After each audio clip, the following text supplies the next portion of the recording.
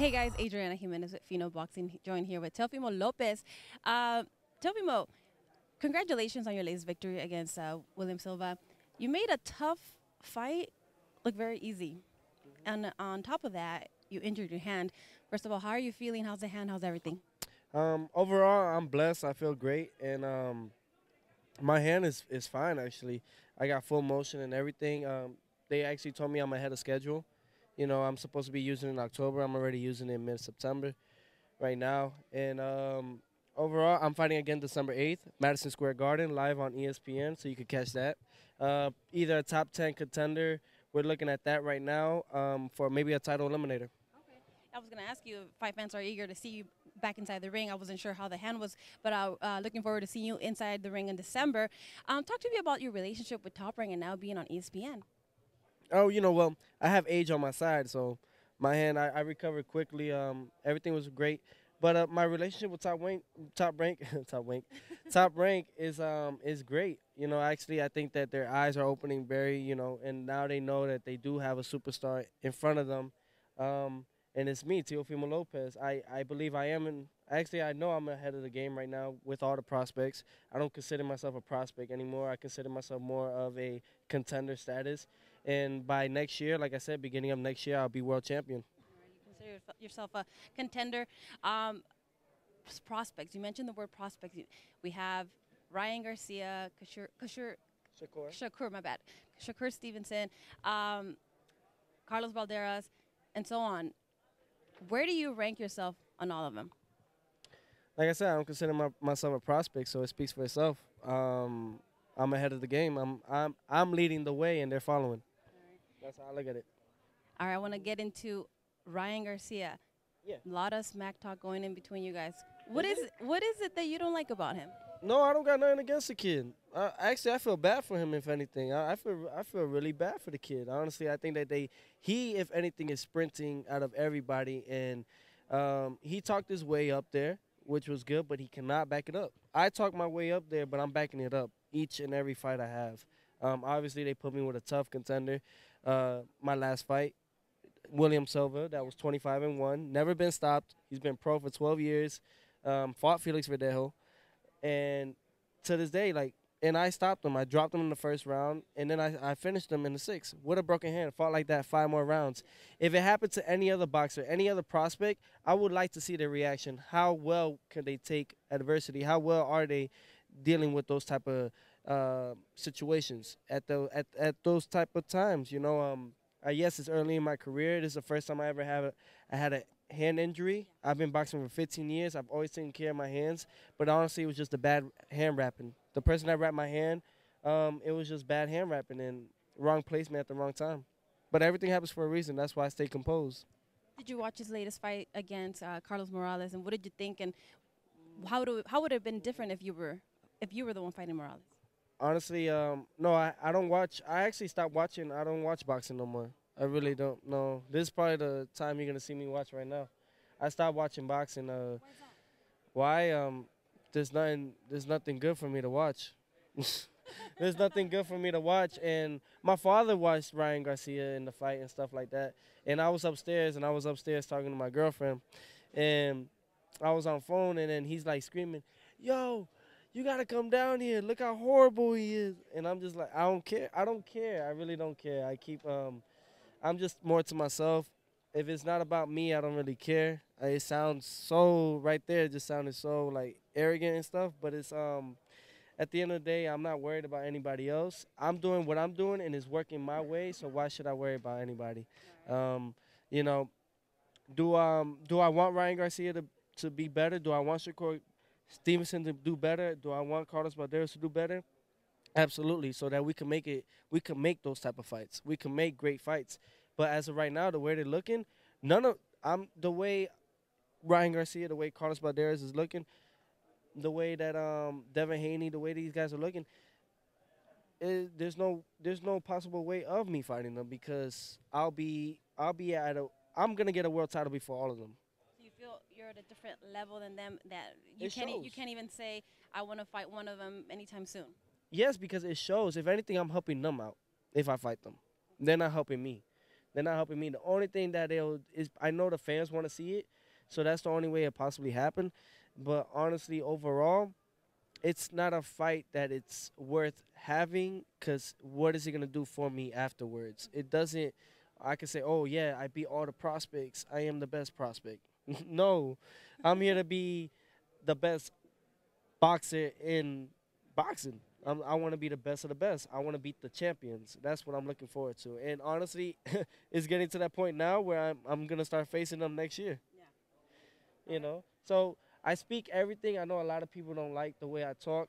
But at the end of the day, guys, I am talking, but I'm backing it up. And December 8th, comes December 8th, it's going to be another exciting show. It's not about – see, the difference is also is that these young cats, these young fighters, I grew up with most of them in the amateurs. And, you know, but the amateurs is one thing. You have professional boxers that had a great amateur pedigree, whatever you want to call it. Yeah. But when they came to the pro game, what happened? You know, or you had guys that looked horrible in the amateurs, and then they came to the pros and looked the best. Yeah. So it doesn't really define, oh, he's been in the Olympics. Oh, he's won this. Oh, he's won that. Oh, in the amateurs. But when you go to the pros, what are they doing? It's a big game changer for me. I enjoy it. The reason why I look the way I do is because I am finally at home. The amateurs, I was never home. I never liked the amateurs. My style was never for the amateurs. As a professional now, it's the best thing. I'm exactly where I need to be. And come December 8th, it's another step closer to the world title. And I believe the beginning of 2019, maybe not my first fight, but my second fight overall of 2019, I will be fighting for the world title. We're looking forward to seeing that. Before I let you go, I want to get I recently talked to Karlos Balderas. I was telling you that he said he had a message for you to shut your mouth, but he didn't tell me why, what's going on. Can you tell me what's going on? That's all he said? You got to do better than that, man. You really do. Some people don't want to talk about it. Because do you want to talk about it? No, he's telling me to shut my mouth, but are you doing it? No. He's not good at doing interviews. He's not good at he doesn't have the experience he doesn't have the flavor. He doesn't have the excitement to talk. He just doesn't know how to talk. They need to teach him. He's telling me to shut up. What do I have to shut up about? What's the beef going on between you guys? There's no beef. The only thing that I didn't – all right, so after the amateurs, after everything was over, we were going into the pros.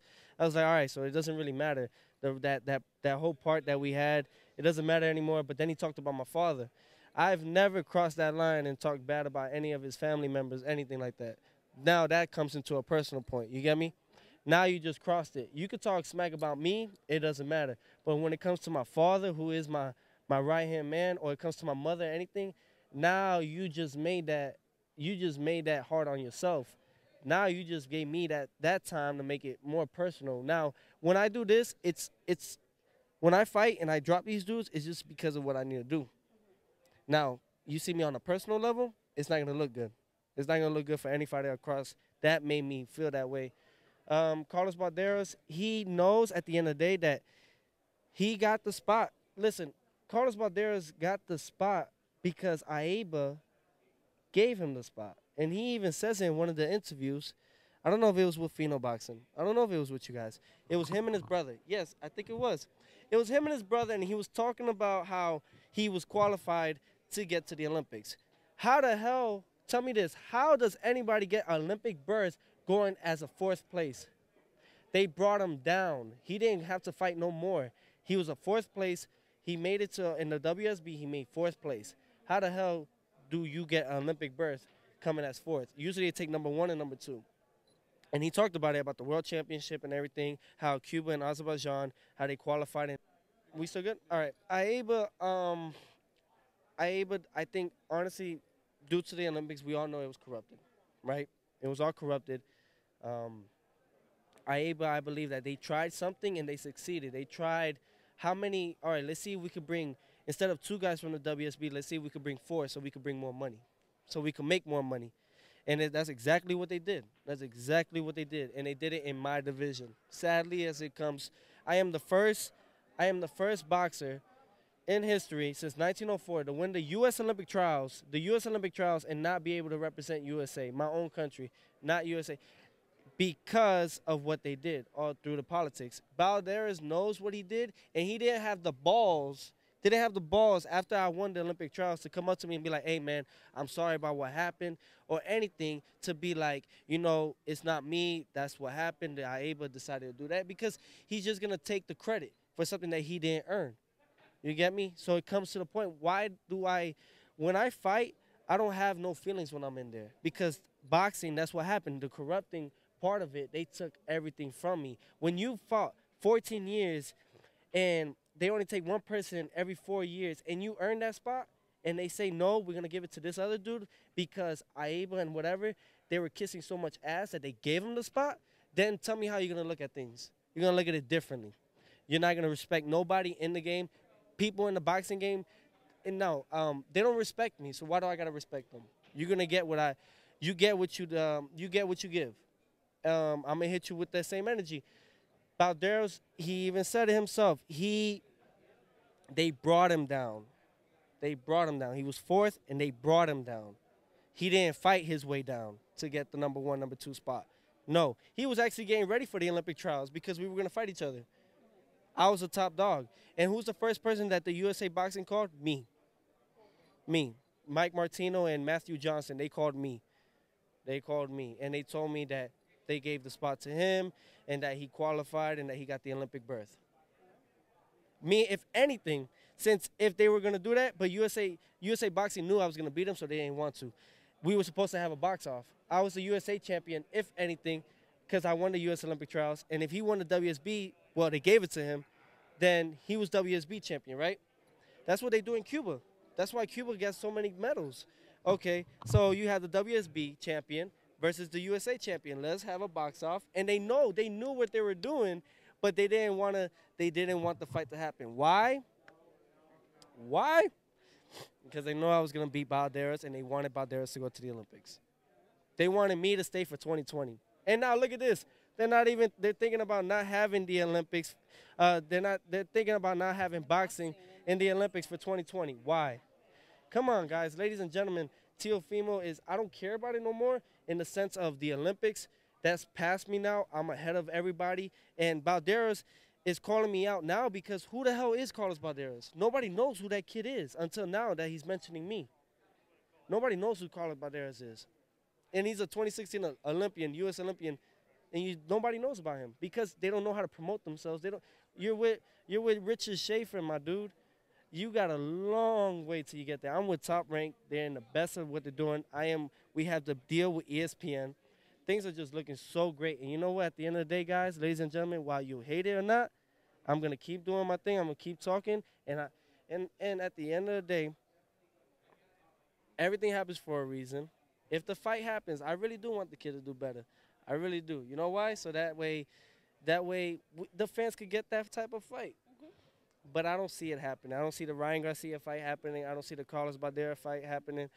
As sad as it is, man, that's not a fight for me. It's not helping me or anything. It really isn't. Nope. You heard it here. Teofimo Lopez, thank you so much for opening up and chatting with us. Thank you. Got it.